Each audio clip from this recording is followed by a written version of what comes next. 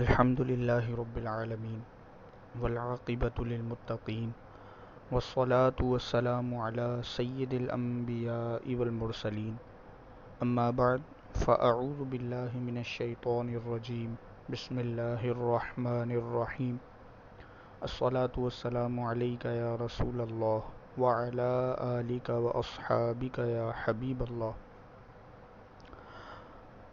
رحمان و رحیم پروردگار نے اپنے بندوں کی رہنمائی کے لیے اور ان کی حقیقی فلاح و کامرانی کے لیے جو صحیفہ خاتم الانبیاء محمد الرسول اللہ صلی اللہ تعالی علیہ وآلہ وسلم کے قلب منیر پر نازل فرمایا، اسے ہم قرآن مجید کے نام سے جانتے ہیں۔ کہنے کو تو یہ ایک کتاب ہے، اور کتابیں اس دنیا میں ان گنت ہیں، موٹی سے موٹی کتاب، بڑی ضخیم، بڑی ادق، بڑی دل آویز، لیکن اس کتاب کی شان ہی نرالی ہے، کیونکہ یہ صحیفہ بیک وقت کتاب بھی ہے اور علم و معرفت کا آفتاب بھی ہے، جس میں زندگی کی حرارت اور ہدایت کا نور دونوں یکجاں ہیں۔ اس کا حسن و جمال قلب و نگاہ کو یکساں متاثر کرتا ہے۔ اس کی تجلیات سے دنیا اور عقبہ دونوں جگمگا رہے ہیں، اور اس کا فیض ہر پیاسے کو اس کی پیاس کے مطابق سیراب کرتا ہے۔ اس کی تعلیمات نے انسان کو خود شناس بھی بنایا ہے اور خدا شناس بھی بنایا ہے۔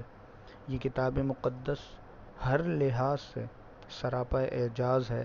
اس کا ہر پہلو اتنا دلکش ہے کہ اپنے پڑھنے والوں کو یہ مسحور کر دیتا ہے۔ اس لیے جب سے اس کا نزول ہوا ہے، اس نے اپنی فطری جاذبیت سے نوع انسان کے ہر طبقہ سے متعلق سنجیدہ اور ذہین افراد کو اپنی طرف متوجہ کیا ہے، اور اس بات میں قطعاً کوئی مبالغہ نہیں ہے کہ قرآن مجید فرقان حمید کے متعلق جتنا بھی لکھا گیا ہے، اتنا کسی اور کتاب یا کسی اور موضوع پر نہیں لکھا گیا۔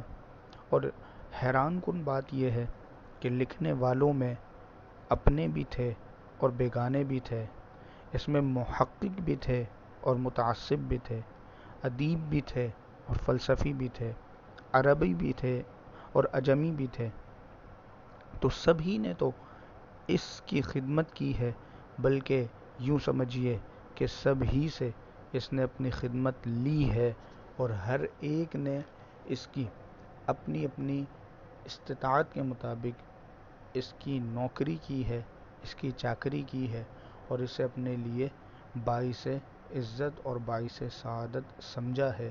یہ کتاب انمول خزانوں کی کتاب ہے، اور اس میں بے شمار بھلائیاں اور فوائد و ثمرات ہیں۔ اللہ کریم ہمیں روزانہ اس کی تلاوت کرنے، اسے پڑھنے اور سمجھنے کی توفیق عطا فرمائے۔ آمین بجاہ النبی الامین، وآخر دعوانا ان الحمد للہ رب العالمین۔